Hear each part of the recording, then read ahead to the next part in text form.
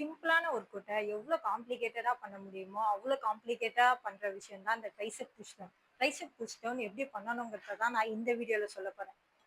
First ராட உங்க பாடி கிட்ட புல் பண்ணிக்கோங்க. புல் பண்ணிட்டு ஸ்லைட்டா பெண்ட் பண்ணிக்கோங்க. ஓவரா பெண்ட் பண்ணக்கூடாது. ஸ்லைட்டா பெண்ட் பண்ணிட்டு, உங்க எல்போஸ் பாடி கிட்ட டக்கின் இருக்கணும்.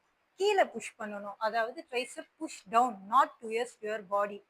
கீழ புஷ் பண்ண போறீங்க. மேல வரும்போது உங்க ஃபோர் ஆர்ம்ஸ் வந்து உங்க பைசெப்ஸ் ஸ்ட்ரெச் ஆகணும். அந்த அளவுக்கு நீங்க பண்ணீங்கன்னா தான் ஸ்ட்ரெச் ஆகும். ஸ்ட்ரெச் பண்ணிட்டு கீழ அகைன் ஃபுல் டவுன். நீங்க ஃபுல்லா டவுன் பண்ணும்போது உங்க ட்ரைசெப் நல்லா ஸ்ட்ரெச் ஆகணும். எல்போ ஃபுல்லா ஸ்ட்ரெயிட் ஆகணும். பாடி கிட்ட புல் பண்ணாதீங்க.